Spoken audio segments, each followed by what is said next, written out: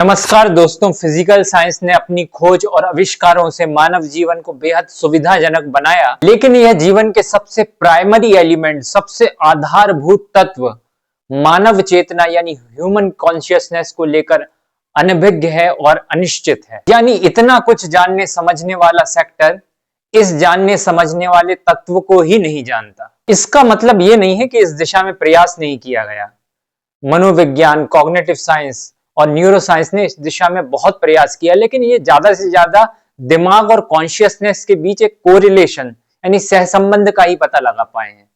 आज भी चेतना इन सब के लिए एक रहस्य का विषय बनी हुई है। मॉडर्न साइकोलॉजी के जनक माने जाने वाले विलियम जेम्स के अनुसार ये कोई स्थिर तत्व नहीं है, बल्कि एक फ्लो ऑफ एक्सपीरियंसेस है। दोस्तों, इस संबंध में कॉग्निटिव न्यूरोसाइंटिस्ट बर्नार्ड जे बार्स ने एक बहुत इंटरेस्टिंग थ्योरी दी थी, जिसे ग्लोबल वर्क स्पेस थ्योरी कहा जाता है। इसके अनुसार ये जो कॉन्शियसनेस है, ये एक ऐसे वैश्विक मंच की तरह है, ग्लोबल प्लेटफॉर्म की तरह है, जिस पर कोई भी सूचना आती है तो यह उसको अर्थ दे देती है, एक मीनिंग और एक्सपीरियंस दे देती है। आसान भाषा में समझे कि कॉन्शियसनेस एक ऐसी टॉर्च है कि जिस पर भी प्रकाश डाल देती है वही चीज प्रकाशित हो जाती है और हमें अपना अर्थ प्रदान करती है। मॉडर्न न्यूरोसाइंस में एक दूसरी थ्योरी है, जैसे कहते हैं इंटीग्रेटेड इंफॉर्मेशन थ्योरी।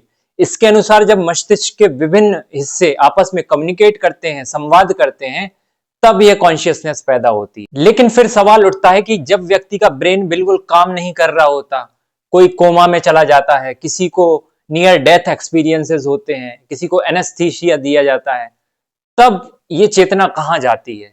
तो दोस्तों, ये क्वेश्चन आज भी अनसुलझा है। इस सवाल को लेकर न्यूरोसाइंटिस्ट अभी किसी निष्कर्ष पर नहीं पहुंचे हैं। इसके अलावा वे इस सवाल को लेकर भी पशोपेश में हैं कि यह चेतना भौतिक है या कुछ और है। इसके अलावा कुछ अनसुलझे सवाल और भी हैं, जैसे ये जो अनुभव हम करते हैं, इसका भीतरी स्वाद या क्वालिया क्या है, और क्या फ्यूचर में एआई में कॉन्शियसनेस संभव है? इन सभी अनसुलझे सवालों को neuroscientist David charmers hard problem of consciousness कहते हैं। दोस्तों, अपनी इसी अपूर्णता और अज्ञान के कारण भौतिक विज्ञान भी नास्तिक या एथिस्ट नहीं है, बल्कि एग्नोस्टिक है। जबकि कुछ लोगों ने इसे अपना मजहब मानकर खुद को एथिस्ट बताना शुरू कर दिया। महान वैज्ञानिक अल्बर्ट आइंस्टाइन कहते थे कि बिना धर्म के विज्ञान अपंग है और बिना विज्ञान के धर्म अंधा है। आइए देखते हैं प्रसिद्ध कॉग्निटिव साइंटिस्ट डोनाल्ड हॉफमैन इस बारे में क्या कहते हैं। Science is great, but don't believe any theory. Theories are just tools. They're not the truth. No scientific theory, my theories included, are not the truth. And so also is my theory about who I am, not the truth. Hoffman को मैं एक ईमानदार वैज्ञानिक कहूंगा, क्योंकि उन्होंने अपनी अपूर्णता स्वीकार करी और भौतिक विज्ञान के साथ साथ आध्यात्म विज्ञान की तरफ भी गए। The meditation I do. Am I right in thinking that you now meditate 3 to 4 hours a day? Probably, yeah. सिर्फ हॉफमैन ही नहीं, अपने दौर के महान कॉग्निटिव साइंटिस्ट डेविड बोम अपनी इसी जिज्ञासा के चलते अपने दौर के महान आध्यात्मिक गुरु, जो अपने आप को गुरु कहने के बेहद खिलाफ थे, जे कृष्णमूर्ति के पास गए। I think that it will not be clear to people immediately that the consciousness of mankind is one inseparable whole. That's my conditioning. Yes, but why? How did we ever adopt such a foolish conditioning? From childhood, it's mine, my toy, not yours. David Bohm के साथ जे कृष्णमूर्ति के कई discussion online YouTube पर मौजूद हैं। एक discussion में जे कृष्णमूर्ति ने उपनिषद के ऋषियों की तरह उद्घोष किया, There is something sacred, untouched by man. Man is untouched by his mind, by his cravings, by his demands, by his prayers, by his everlasting chicanery, tricks.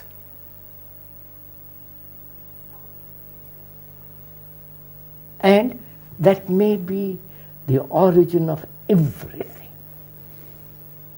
यानी ब्रह्मांड के बाहर कोई ऐसा तत्व नहीं है कि जिससे सब आया, बल्कि ये आत्म चेतना ही वह तत्व है जिससे सब कुछ आया। इसीलिए ये जानने योग्य है, और इस चेतना को जानने का जो आध्यात्मिक मार्ग है वही योग मार्ग है। कितना अजीब है कि अपने आप को रिलीजियस या मजहबी कहने वाले लोग इस बात पर डिबेट करते हैं कि ये कायनात कहाँ से आई, गॉड क्या है, लेकिन इस बात पर कोई चर्चा नहीं करते कि ये सेल्फ अवेयरनेस, ये आत्म चेतना क्या है, जो कि सबसे मूल है और जिससे सब कुछ जाना जाता है। विदेशी रिलीजन्स और मजहबों में इसे जानने का कोई सिस्टम ही नहीं है। विश्व का प्राचीनतम ग्रंथ ऋग्वेद यह कहता है कि साधीना योग मिनवती, यानी हमारी बुद्धि योग पूर्ण हो, योगमय हो। दोस्तों, सनातन धर्म के मूल ग्रंथ वेदों में ही कॉन्शियसनेस पर विस्तृत चर्चा है। मांडुक्य उपनिषद में ऋषि कहते हैं कि इस चेतना की 4 स्थितियां हैं। सबसे पहली स्थिति है जागृत, यानी जिसमें हम अपनी डेली एक्टिविटीज या लोक व्यवहार करते हैं। फिर दूसरी स्थिति है स्वप्न, यानी जो भी हमें अनुभव होते हैं या जो इंप्रेशन पड़ता है जगत का, वह हमारा ड्रीमिंग बन जाता है, हमारा स्वप्न बन जाता है। तीसरी जो स्थिति बताई गई है वह है सुषुप्ति। सुषुप्ति यानी गहरी निद्रा, जिसमें हम कितने ही परेशान हो, थके हों, चाहे वह शारीरिक रूप से, मानसिक रूप से या भावनात्मक रूप से, हम एकदम निश्चिंत और विश्राम की स्थिति में होते हैं। लेकिन यह स्थिति अपूर्ण है क्योंकि हम एक तरह की बेहोशी में होते हैं। तो चौथी स्थिति है तुरीय स्थिति। तुरीय की व्याख्या में ओशो कहते हैं कि इसमें और सुषुप्ति अवस्था में बहुत समानताएं हैं। जैसे सुषुप्ति में भी आप विश्राम में हैं और तुरीय में भी आप विश्राम में होंगे, गहन ध्यान में भी आप विश्राम में होंगे। लेकिन एक बड़ा फर्क यह है कि सुषुप्ति में यानी गहरी निद्रा में आप बेहोश हैं, लेकिन तुरीय एक ऐसी अवस्था है जिसमें आप गहन विश्राम पूर्ण तो हैं लेकिन पूर्ण जागृत भी हैं। यह पूर्ण ज्ञान की स्थिति है, यानी जानने वाला जब स्वयं को जान लेता है, इस जानने वाली चेतना को ही जान लेता है। कृष्णमूर्ति के शब्दों में कहूं तो ऑब्जर्वर इज ऑब्जर्व्ड। ये स्थिति तुरीय स्थिति है जहां कॉन्शियसनेस खुद के बारे में कॉन्शियस हो जाती है। यहां मैं एक बात जरूर मेंशन करना चाहूंगा कि सनातन धर्म में भौतिक विज्ञान का कोई विरोध नहीं है, उल्टा वेदों में ही भौतिक विज्ञान और मैथ्स के कई सूत्र हैं। सनातन धर्म की 6 प्रमुख फिलॉसफीज में से एक वैशेषिक फिलॉसफी में महर्षि कणाद ने मैटर पर डिटेल्ड चर्चा की है। पश्चिमी देशों ने भौतिक विज्ञान के क्षेत्र में बड़े काम किए, इसका क्रेडिट उनको निश्चित रूप से जाएगा, लेकिन इस टेक्नोलॉजी से हमें कितना फायदा हुआ और कितना नुकसान, ये एक अलग चर्चा का विषय है। जब 4 वेदों, 18 पुराणों और सैकड़ों उपनिषदों की रचनाओं के बाद ऋषियों ने देखा कि ब्रह्म और चेतना, इन सब के बारे में जितनी भी चर्चाएं हुई हैं वह एक विचार बन के रह सकती हैं, लेकिन उन पर प्रैक्टिकल अप्रोच लाना जरूरी था। इसलिए 6 दर्शनों में से एक योग दर्शन की रचना महर्षि पतंजलि ने की। पतंजलि योग सूत्र का पहला सूत्र है अथ योगानुशासनम, यानी अब योग का अनुशासन। यह 3 शब्दों के समन्वय से बना है, अथ, योग और अनुशासन। दोस्तों, अथ का मतलब होता है अब। यह अब जो है यह एक फॉर्मल शब्द नहीं है। अभी तक जो मैंने इस वीडियो में बातें की वो इस अब तक आने की एक प्रोसेस थी। यह तो इस वीडियो में कुछ मिनटों में आ गई बात, लेकिन मानव जीवन में ये कई सालों बल्कि कई जन्मों में भी आ जाए तो बहुत बड़ी बात है, क्योंकि ह्यूमन कॉन्शियसनेस कई ऑब्जेक्ट्स में उलझी हुई रहती है। वह इस सब्जेक्ट पर वापस लौटे, यह एक बहुत दुर्लभ घटना है, क्योंकि इस दुनिया में अनंत विषय हैं, अनंत ऑब्जेक्ट्स हैं। आप एक से निकले तो दूसरे में लग गए, दूसरे से निकले तो तीसरे में लग गए, इसका कोई अंत नहीं है। गालिब का एक शेर भी है, हजारों ख्वाहिशें ऐसी कि हर ख्वाहिश पे दम निकले, बहुत निकले मेरे अरमान लेकिन फिर भी कम निकले। बस यही हाल है। और हमारा इस दुनिया में शांति खोजना वैसा ही है जैसे कि एक बार क्या हुआ कि एक व्यक्ति घर के बाहर चाबी खोज रहा था, तो एक इंसान ने पूछा कि चलो मैं भी मदद करता हूं। उस मददगार इंसान ने कहा कि कुछ याद है तुम्हारी चाबी कहाँ गिरी थी? तो उसने कहा गिरी तो घर में थी। तो उसने कहा पागल हो क्या, तो यहाँ क्यों ढूंढ रहे हो? उसने कहा यहाँ स्ट्रीट लाइट है, यहाँ पर रोशनी है इसलिए यहाँ ढूंढ रहा हूँ, घर में अंधेरा है इसलिए वहां ढूंढने का कोई मतलब नहीं। यही हमारा हाल है। हमें बाहर की चमक दमक में ऐसा लगता है कि यहाँ कुछ मतलब है, जबकि हमारी चेतना एक अंधकार में सोई पड़ी है। अब जो दूसरा शब्द इस सूत्र में आता है वह है योग शब्द।